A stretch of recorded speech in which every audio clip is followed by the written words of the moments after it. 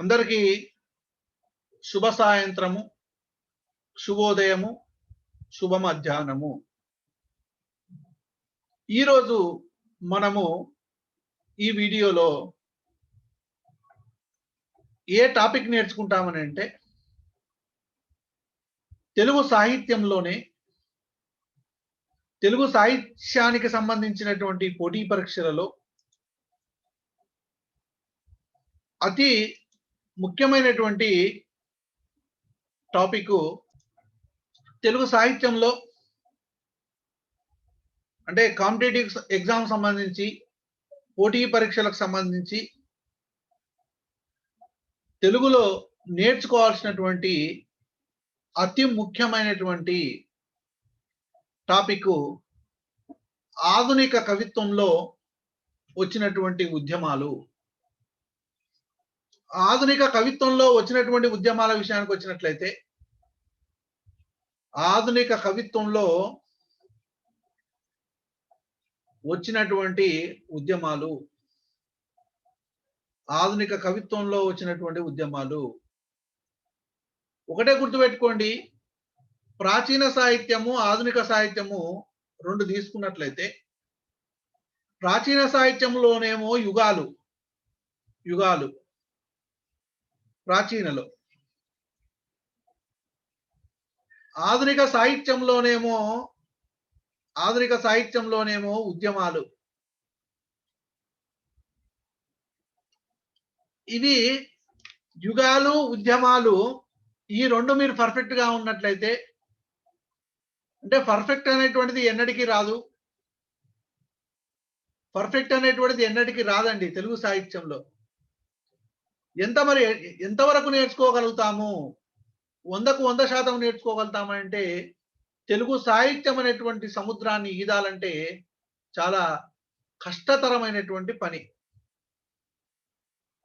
ఇంకా మనము సముద్రంలోకి అడుగు పెట్టలే, ఇంకా ఈదుడు ఎక్కడిది, అసలు ఆ నీళ్ళనే ముట్టుకోలేదు.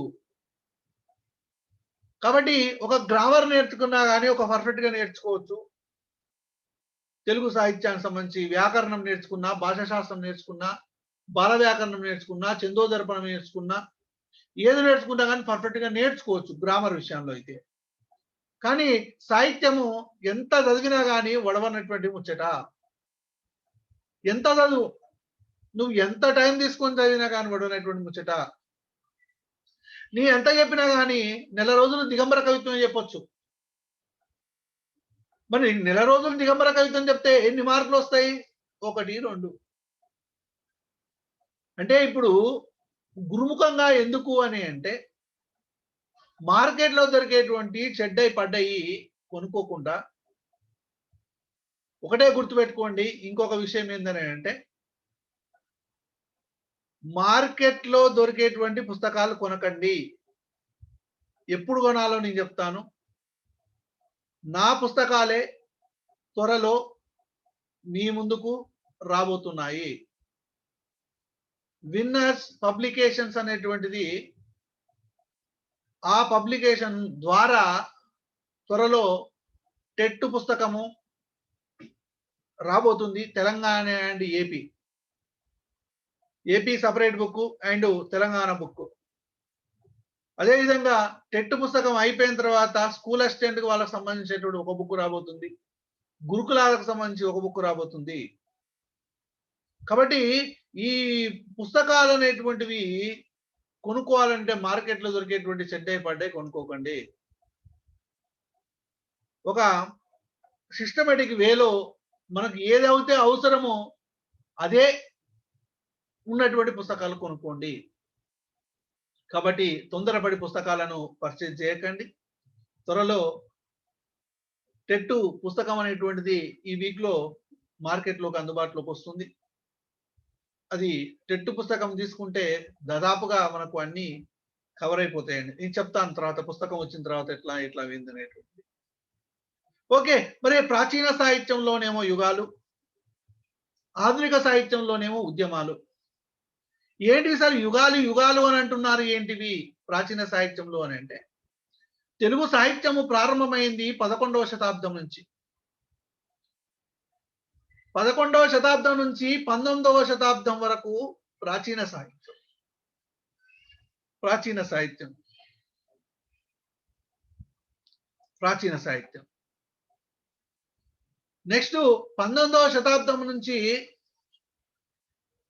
ఆధునిక సాహిత్యం. 19వ శతాబ్దం నుంచి ఆధునిక సాహిత్యం. మరి యుగాలు అని అంటున్నారు. 11వ శతాబ్దాన్ని ఏమో నన్నయుగం అని అంటారు. 11వ శతాబ్దంలోనేమో నన్నయుగం, 12వ శతాబ్దాన్ని శివకవి యుగం, 13వ శతాబ్దాన్ని తిక్కన యుగం, 14వ శతాబ్దాన్ని ఎర్రన యుగం, 15వ శతాబ్దాన్ని శ్రీనాథ యుగం, 16వ శతాబ్దాన్ని ప్రబంధ యుగం, 17వ శతాబ్దం దక్షిణాంధ్ర యుగము, 18వ శతాబ్దం క్షీణయుగము, 19 నుంచి ఆధునిక యుగం. ఇది ప్రాచీన సాహిత్యం. మరి ఆధునిక సాహిత్యంలో ఉద్యమాలు ఏంటివి అని చూసినట్లయితే భావకవిత్వం, భావకవిత్వం, భావకవిత్వం, అభ్యుదయ కవిత్వం, తర్వాత దిగంబర కవిత్వము, దిగంబర కవిత్వము, విప్లవ కవిత్వం, స్త్రీవాద కవిత్వము, మైనార్టీవాద కవిత్వం, అనుభూతివాద కవిత్వం, జాతీయోద్యమ కవిత్వం, ఆంధ్రోద్యమ కవిత్వం, తెలంగాణ అస్తిత్వ ఉద్యమ కవిత్వం. జేఎల్డిఎల్ లెవెల్ అందులో అయితే బీసీ వాద కవిత్వం అనేటువంటిది కూడా ఒకటి ఉంటుంది. ఇవి కవిత్వోద్యమాలు. భావకవిత్వం, భావకవిత్వం, తర్వాత అభ్యుదయ కవిత్వం, దిగంబర కవిత్వం, దిగంబర కవిత్వం, తర్వాత విప్లవ కవిత్వం, శ్రీవాద కవిత్వం, మైనార్టీవాద కవిత్వం, మైనార్టీవాద కవిత్వము, ఇట్లా మనము చెప్పుకుంటూ పోవచ్చు. ఓకేనా? మరి ఇక్కడ ఆధునిక కవిత్వంలో ఉద్యమాలు అని అన్నాము. ఆధునిక కవిత్వంలో ఉద్యమాల్లో అనేటువంటి టాపిక్ లో భాగంగా మనం ఇక్కడ ఉన్నాము. మరి భావ కవిత్వము, అభ్యుదయ కవిత్వము, తర్వాత దిగంబర కవిత్వము, దిగంబర కవిత్వం. మరి భావ కవిత్వం, అభ్యుదయ కవిత్వం చెప్పుకున్న తర్వాత దిగంబర కవిత్వానికి వెళ్ళాలి.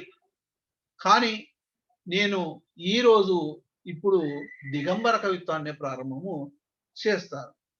ఎందుకు సార్ మన భావ కవిత్వం, అభ్యుదయ కవిత్వం చెప్పకుండా దిగంబర కవిత్వంలోకి వెళ్తున్నారు అని అంటే, దిగంబర కవిత్వం అనేటువంటిది ముందు నేర్చుకుంటే మనకు నమ్మకం అనేటువంటిది పెరుగుతుంది, కాన్ఫిడెన్స్ లెవెల్స్ బిల్డప్ అవుతాయి.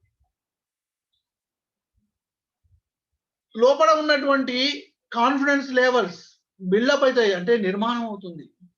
నమ్మకం అనేటువంటిది నిర్మాణం అవుతుంది. అంటే దిగంబర భావ కవిత్వం చెప్తే, అభ్యుదయ కవిత్వం చెప్తే కవులు ఎక్కువ మంది ఉంటారు, కవుల యొక్క రచనలు ఎక్కువగా ఉంటాయి.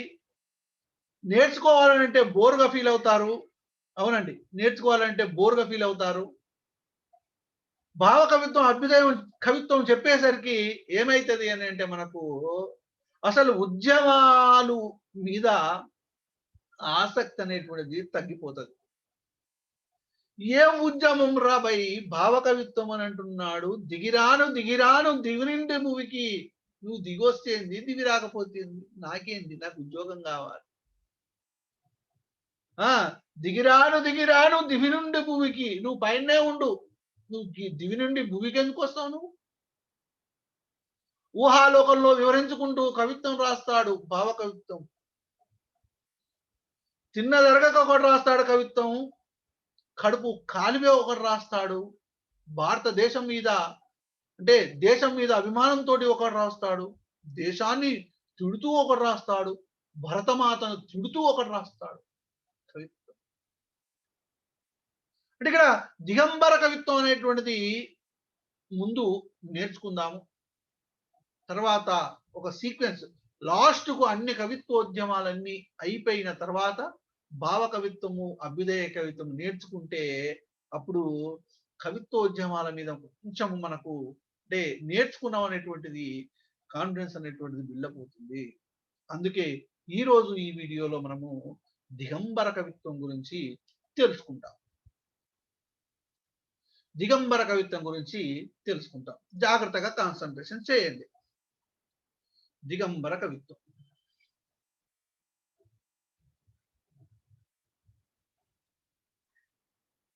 రైట్. దిగంబర కవిత్వము అసలు ఉద్భవించడానికి కారణం ఏంటిది? మరి దిగంబర కవుల కంటే ముందు ఎవరున్నారు తెలుగు సాహిత్యంలో? అంటే ఒక సీక్వెన్స్ అనేటువంటిది వస్తున్నది. భావ కవిత్వాన్ని వ్యతిరేకించి, భావ కవిత్వం అనేటువంటిది సమాజాన్ని ఏమీ మార్చలేదు. ఏం కవిత్వం రా, ఊహా ప్రేయసులను ప్రేయసి లేకున్నా గాని ప్రేయసు ఉందని భావించి కవిత్వం రాస్తే ఆ కవిత్వం వల్ల సమాజానికి ఏమి ఉపయోగం? మేము సమాజాన్ని మారుస్తాము. సమాజంలో ఉన్నటువంటి కుళ్ళు కుతంత్రాన్ని కడిగి పారేస్తాం. మరి సమసమాజ స్థాపన కోసం మేము కృషి చేస్తాము అని అభ్యుదయ కవులు వచ్చారు. అభ్యుదయ కవులు మాట నిలుపుకోలేదు. అందుకనే సంప్రదాయ సాహిత్యం అని అంటే ఏదనంటే ఈ ప్రాచీన సాహిత్యం నన్నయ్య నుంచి నన్నయ్య తిక్కన ఎర్రన శ్రీనాథుడు ప్రబంధ యుగ సాహిత్యం ఇదంతా క్లాసికల్ లిటరేచర్, సంప్రదాయ సాహిత్యం. ఈ సంప్రదాయ సాహిత్యాన్ని నన్నయ్యను ప్రబంధ కవిత్వాన్ని వీటన్నిటిని ద్వేషిస్తూ మేము సమాజాన్ని మారుస్తాము, సమాజంలో ఉన్నటువంటి కుళ్ళును కుతంత్రాలను కడిగేస్తాము, ఒక నూతన సమాజాన్ని మేము నిర్మిస్తాము అని బయలుదేరినటువంటి కవులే ఎవరయ్యా అంటే దిగంబర కవులు. సార్ మరి దిగంబర కవులు అని అంటే దిగంబరము అంటే న్యూడ్గా సార్, అంటే వస్త్రాలు ఏమి లేకుండా ఉండడాన్ని దిగంబరం అని అంటారు కదా. అంబరాలు ఏమి లేకుండా, అంబరములు అంటే వస్త్రములు ఏమి లేకుండా, అంటే అందుకనే ప్రకటించుకుంటారు దిగంబర కవులు. మేము భౌతిక దిగంబరులము కాము. మేము భౌతిక దిగంబరులము కాదు, మానసిక దిగంబరులము. నా మనస్సులో, నా మైండ్ లో ఏదైతే ఉద్భవిస్తుందో, ఏ భావాన్ని అయితే నేను చెప్పాలనుకుంటున్నానో ఆ భావాన్ని నేను చెప్పేస్తానంట. అసలు ఈ ఈ దిగంబర కవులు బయలుదేరడానికి గల కారణం ఏంటిదనంటే అభ్యుదయ కవులు ఫెయిల్ కావడం. అభ్యుదయ కవులు ఏ ఉద్దేశంతోటైతే, ఏ లక్ష్యంతోటైతే సమాజాన్ని మారుస్తామనేటువంటి దృఢ సంకల్పంతో ముందుకొచ్చి మరి తన కవిత్వం ద్వారా సమాజాన్ని మార్చలేకపోయారు అనేటువంటి బాధతోటి మరి 1965 సంవత్సరంలో ఈ దిగంబర కవులు బయలుదేరారు. ఏం లేదండి, ఈ అభ్యుదయ కవులు పోయిన తర్వాత అభ్యుదయ కవులు కొంచెము ఇబ్బంది ఏమైంది, ఎందుకు సార్ మరి వీళ్ళు అభ్యుదయ కవులు ఎందుకు ఫెయిల్ కావాల్సి వచ్చింది అని అంటే 1955లో ఈ అభ్యుదయ కవులు బాగా అభిమానించేటువంటి కమ్యూనిస్టు పార్టీ, బాగా అభిమానించేటువంటి 1955 సంవత్సరంలో అభ్యుదయ కవులు బాగా అభిమానించేటువంటి కమ్యూనిస్టు పార్టీ ఓడిపోయింది. కమ్యూనిస్టు పార్టీ ఓడిపోయేసరికి అసలు పరాజయం పాల్గొవడంతో అభ్యుదయ కవులలో కొంతమంది సినీ రంగం వైపు వెళ్ళిపోయారు. అంటే సినీ రంగంలో పాటలు రాసుకుంటూ, అందులో శ్రీశ్రీనే ఉన్నాడు,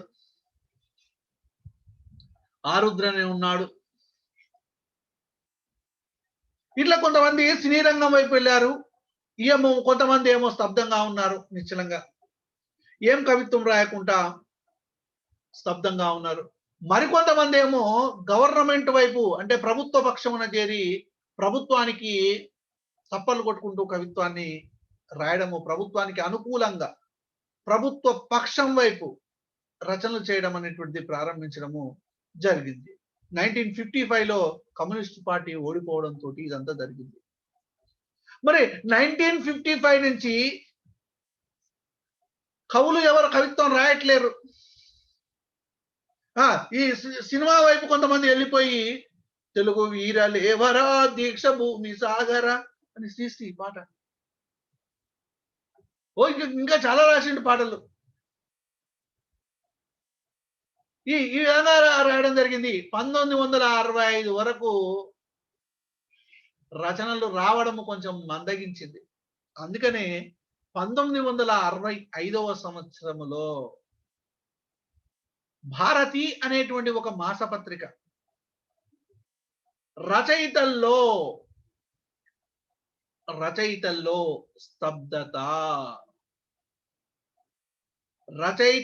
స్తబ్దత అనేటువంటి శీర్షికతోటి భారతి అనేటువంటి మాసపత్రికలో ఒక వ్యాసము ప్రచురింపబడింది. ఏంది? రచయితల్లో స్తబ్దత ఏర్పడ్డది. ఎవరు ఏం కవిత్వం రాయట్లేదేంటి? సమాజ స్థాపన కోసము సమాజాన్ని మారుస్తామని చెప్పినటువంటి కవులు. అందుకనే ఎవరైనా కవిత్వం రాస్తే అది సమాజాన్ని మార్చే విధంగా ఉండాలి. సమాజంలో తమ కవిత్వం ద్వారా ఒక్కరైనా మారేటువంటి అవకాశం ఉండాలి. మరి అందుకనే రచయితల్లో స్తబ్దత ఏర్పడ్డది. ఏర్పడని చూసి ఎవరో కవి రచయితల్లో స్తబ్దత అనేటువంటి శీర్షికతోటి ఒక వ్యాసము రాయడము ఆ వ్యాసము ప్రచురించారు పత్రిక వాళ్ళు. ఈ సమయంలోనే 1965లో ఈ సమయంలోనే ఆధునిక తెలుగు కవిత్వ రంగంలో ఏర్పడినటువంటి స్తబ్దతను ఛేదించి కొత్త చైతన్యాన్ని కలిగించడానికి సిద్ధపడినటువంటి వాళ్ళే ఎవరయ్యా అని అంటే దిగంబర కవులు. అందుకనే దిగంబర కవులు ఏమని అంటారనంటే, నిఖిలేశ్వర్ అనేటువంటి ఒక ఆయన ఆత్మయోని అనేటువంటి ఒక కవితలో చెప్తాడు, నన్నయ్యను నరేంద్రుని బొందలోనే నిద్రపోనియ్యి. నన్నయ్య నరేంద్రుడు అంటే ఎవరు? రాజరాజ నరేంద్రుడు. రాజరాజ నరేంద్రుని ఆస్థాన కవి అయినటువంటి నన్నయ్యను ఏమంటాడంటే, నరేంద్రుని బొందలోనే నిద్రపోనియ్యి. సంప్రదాయ సాహిత్యాన్ని దుమ్మెత్తిపోసిండు. భావకవుల నపుంసకత్వ అహవభావాలకు సవాల్ అని అంటాడు. భావకవులకు సవాల్ విరుస్తాడు. ఏమంటున్నాడు? నపుంసక హావభావాలకు సవాల్. ప్రేసి లేదు, ఏం లేదు, ప్రేసి ఉన్నట్టుగా ఊహించుకొని కవిత్వం రాయాలనా? అరే, ప్రేసి ఉన్నోడే కవిత్వం రాయలేకపోతుండు, ప్రేసి లేకుండా ఊహించుకొని కవిత్వం రాయాలనా? నువ్వు దిగిరాను దివి నుండి భూమికి అంటే నువ్వు దిగొస్తేంది, దిగి రాకపోతేంది? ఆ దివిలో ఉన్నటువంటి ఆకాశంలో ఉన్నటువంటి ఆ ఊహాప్రేయసి వల్ల సమాజానికి ఏం లాభం నాయన? అందుకని నపుంసక హావభావాలు సవాల్. ఓ అభ్యుదయ కవి, నల్ల మందు తిని నిద్రపోయావా అని అభ్యుదయ కవిత్వాన్ని ధిక్కరిస్తూ, ఓ అభ్యుదయ కవి, నల్ల మందు అనేటువంటి మార్క్సిజం అనేటువంటి మత్తులో నువ్వు నిద్రపోయావా? కమ్యూనిస్ట్ పార్టీ మార్క్సిజము అనేటువంటి మత్తులో పడి నువ్వు నిద్రపోయావా అంటూ సంప్రదాయ కవిత్వము, భావ కవిత్వము, అభ్యుదయ కవిత్వాల పైన తిరుగుబాటు చేస్తూ వచ్చినటువంటి కవులే దిగంబర కవులు. తిరుగుబాటు చేస్తూ వచ్చినటువంటి కవులే దిగంబర కవులు. నన్నయ్యను నరేంద్రుని బొందలోని నిద్రపోని భావ కవుల నపుంసక హావభావాలకు సవాల్. అభ్యుదయ కవి, నల్ల మందు తిని నిద్రపోయావా అంటూ, అభ్యుదయ కవి నల్ల మందు తిని నిద్రపోయావంటూ సంప్రదాయ కవిత్వము అంటే నన్నయ్య నుంచి వచ్చినటువంటి సంప్రదాయ కవిత్వము, భావ కవిత్వము, అభ్యుదయ కవిత్వాల మీద సవాల్ విసిరారు దిగంబర కవులు. సార్, మరి దిగంబర కవుల మీద ఏ ఉద్యమాలైనా ఉన్నాయా? 1965లో వీళ్ళు బయలుదేరారని అంటున్నారు కదా. అసలు అసలు తెలుగు కవిత్వానికి వీళ్ళు ఒక షార్ట్ ట్రీట్మెంట్ ఇచ్చారు. అంతవరకు స్తబ్దత ఉన్నది. ఏదో కవిత్వం రాసుకుంటా, మామూలుగా పద్యాలు వాడుకుంటా ఏదో ప్రబంధాటజనికాంచ భూమి సురుండంబరచుంది శిరసజ్జర్ల పటల ముహుల్ తదంగ తరంగ అని మంచి మందార మకరంద మాధుర్యమునదేలు మధుపంబువోనే మదనములకు కమలాక్షు నర్చించు కరమును శ్రీనాథు వర్ణించు జూహజూవ అని పద్యాలు పాడుకుంటున్నటువంటి ఈ కవిత్వానికి సాహిత్యానికి ఒక షాక్ ట్రీట్మెంట్ లాగా వచ్చేసింది అనమాట. అంటే సార్ షాక్ ట్రీట్మెంట్ ఏంటనే అంటే ఒక షాక్ పెట్టి పిచ్చోళ్ళని నయం చేస్తా చూసినావు, సమాజంకి షాక్ ఇస్తున్నాము, ఈ సమాజానికి షాక్ ట్రీట్మెంట్ ఇస్తాము అని బయలుదేరినారు దిగంబర కవులు. ఇంకా ఏమంటారనంటే మా మీద విదేశీయుల యొక్క ప్రభావం ఏమీ లేదు, మేముగానే వస్తున్నాము, మేముగానే వస్తున్నాము అని అంటాడు. మా మీద విదేశీయుల యొక్క ప్రభావం ఏం లేదు. ఏమన్నా వీళ్ళ మీద అభ్యుదయ కవుల మీద విదేశీయుల యొక్క ప్రభావం ఉంటుంది. అభ్యుదయ కవుల మీద ఏ విదేశీయులు? చైనా, రష్యా, కమ్యూనిస్ట్ పార్టీ యొక్క ప్రభావం ఉన్నది. మా మీద ఏం ప్రభావం లేదు. మేముగానే వస్తున్నాం. మా మీద ఎవరు ఫోర్స్ చేయలేదు. నువ్వు కవిత్వం రాయను మా మీద ఎవరు ఫోర్స్ చేయలేదు. మేముగానే వస్తున్నాము అని ప్రకటించుకుంటారు. దిగంబర కవులు ఆత్మయోని నుండి, ఆత్మ అనేటువంటి యోని నుండి ఉద్భవించారు అని ప్రకటిస్తాడు నిఖిలేశ్వర్. ఆత్మయోని నుంచి ప్రకటించారు అంటే పుట్టుకొచ్చారు, ఉద్భవించారు అని ప్రకటిస్తాడు నిఖిలేశ్వర్. దిగంబర కవులు భౌతిక దిగంబరులు కారు, మానసిక దిగంబరులు. మైండ్ లో ఏది అనుకుంటే అదే చెప్పేసేస్తాడు అంతే. వచనము ఉండదు, వచనము లేదు. ఏమంటాడంటే కవిత్వంలో వచనము లేదు, కవిత్వము అంతకంటే లేదు, కవిత్వము అంతకంటే లేదు అని దిగంబర కవులు ప్రకటించుకుంటారు. వచనము లేదు, ఏదో కవిత్వము అంతకంటే లేదు. కవిత్వం అని అంటే ఇక కవిత్వం లాగా మామూలు అంతకంటే ఎక్కువ లేదు. ఏ అంటే మైండ్ లేదొస్తుంది అంటే మానసిక దిగంబర్లు అంతే. ఫ్రీగా చెప్పేసేసాడు, ఓన్ భయపడడం. వచనము లేదు, కవిత్వము అంతకంటే లేదు అని ప్రకటించుకున్నటువంటి కవులు ఎవరు అని బిట్టుపడుతుంది దిగంబర కవులు. దిగంబర కవులు ఆత్మయోని నుండి ఉద్భవించారని ప్రకటించినటువంటి కవి ఎవరు? నిఖిలేశ్వర్. బిట్టు చూడండి. నన్నయ్యను నరేంద్రుని బొందలోనే నిద్రపోని భావ కవుల నపుంసక హావభావాలకు సవాల్. అభ్యుదయ కవి నల్లమందు తిని నిద్రపోయావా? ఓ అభ్యుదయ కవి నల్లమందు తిని నిద్రపోయావా అని ప్రకటించినటువంటి కవి ఎవరయ్యా అంటే నిఖిలేశ్వర్. ఏ కవితలో ప్రకటించాడు? ఆత్మయోని అనేటువంటి కవితలో ప్రకటించాడు. ఏ కవితలో ప్రకటించాడు? ఆత్మయోని అనేటువంటి కవితలో ప్రకటించాడు. బిట్. మరి ఏం సార్ దిగంబరులు అని అంటే అర్థం ఏంది? దిగంబర అనేటువంటి పదానికి అర్థం ఏందని అంటే దిక్కులు అంబరంగా కలిగినటువంటి వాళ్ళు. దిక్కులే అంబరం. 4 దిక్కులు, 8 దిక్కులు, అష్టదిక్కులు, దశ దిక్కులు అంట. అట్లా దిక్కులే అంబరంగా కలిగినటువంటి వాళ్ళు, వస్త్రాలుగా కలిగినటువంటి వాళ్ళు దిగంబరులు. అసలు ఈ దిగంబర అనేటువంటి పదాన్ని సూచించినటువంటి వ్యక్తి ఎవరు? ఇది కూడా ఇంపార్టెంట్. నగ్నముని.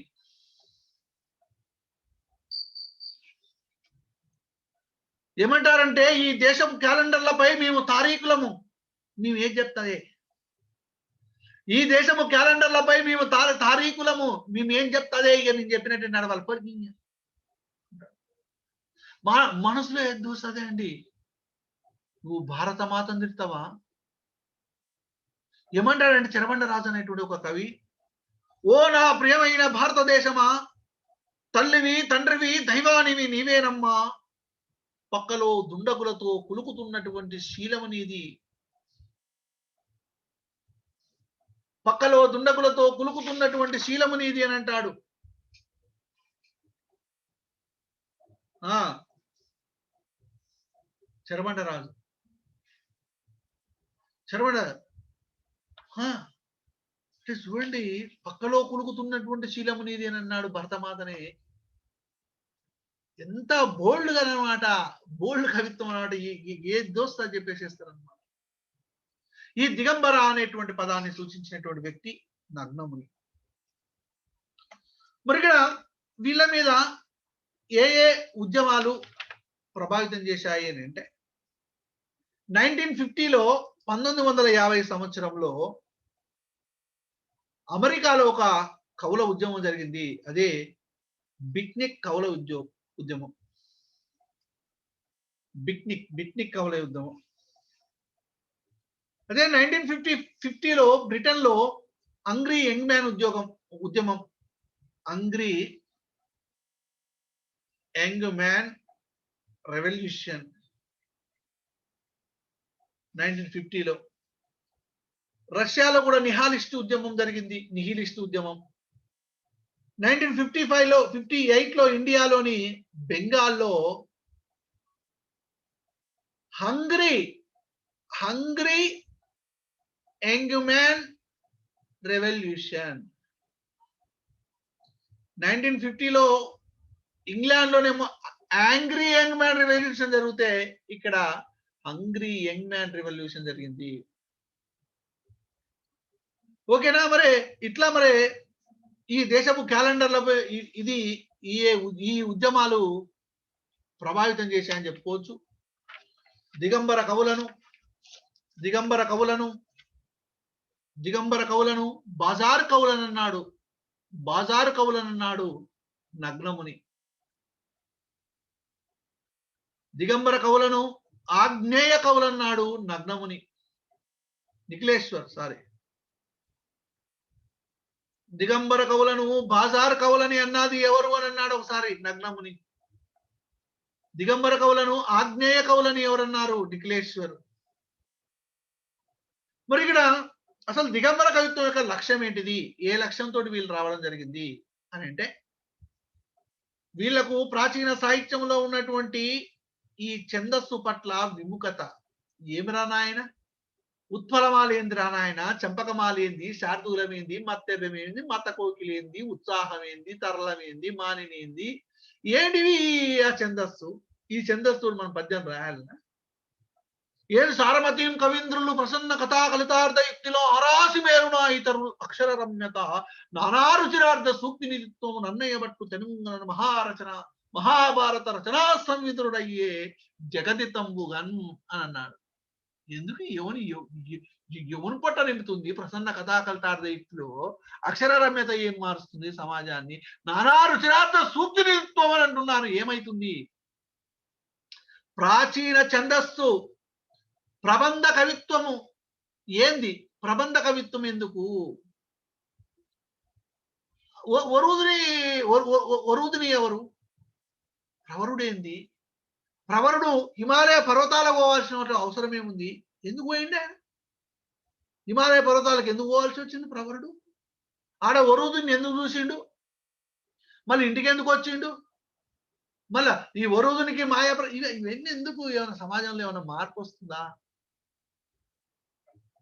ఈ ప్రబంధ కవిత్వం మీద సెక్స్ సాహిత్యం పట్ల వ్యతిరేకించారు. సెక్స్ కవిత్వం పట్ల వ్యతిరేకించారు వీళ్ళు. ఏదో ఒక పదవి కోసము, డబ్బు కోసము, దేనికైనా తెగించేటువంటి నాయకులు ఉన్నటువంటి వ్యవస్థను నాశనం చేయాలి. పదవి కోసము నాయకులు ఉండరాదు, ప్రజల కోసం ఉండాలి నాయకులు. పదవి కోసము కాదు, ప్రజల కోసము నాయకులు ఉండాలి. పదవి కోసము, డబ్బు కోసము, దేనికైనా తెగించేటువంటి నాయకులు ఉన్నటువంటి సమాజంలో ఉన్నటువంటి వ్యవస్థను నాశనము చేయాలి అని అంటాడు దిగంబర కవులు. అసలు మరి ఈ సంప్రదాయ కవిత్వం మీద దూషణ, సంప్రదాయ కవిత్వం మీద తిరుగుబాటు చేసిండు. భావ కవిత్వం మీద తిరుగుబాటు చేసిర్రు, అభ్యుదయ కవిత్వం మీద కూడా తిరుగుబాటు చేయడం జరిగింది. అన్ని కవిత్వాల మీద తిరుగుబాటు చేసి మేము సమాజాన్ని మారుస్తాం దిగంబర కవులు అంటే 50 మంది ఉంటారా 60 మంది ఉంటారా అంటే ఏం లేదు. వాళ్ళు ఎంతమంది అని అంటే బుల్లెట్లు 6 బుల్లెట్లు అన్నమాట అంతే. 6గురే దిగంబర కవులు, ఎంతమంది లేరు. Important bit. ఈ దిగంబర కవులు 6గురు. మన వాళ్ళు 6గురు ఎవరెవరు? 6గురు ఎవరెవరు? వాళ్ళు ఏమేమి రచనలు చేసిర్రు, ఎన్ని రచనలు చేసిర్రు, అసలు ఏంది ముచ్చట దిగంబర కవులకు సంబంధించినటువంటి తర్వాత వీడియోలో మనము చూస్తాం. ఓకేనా? రైట్.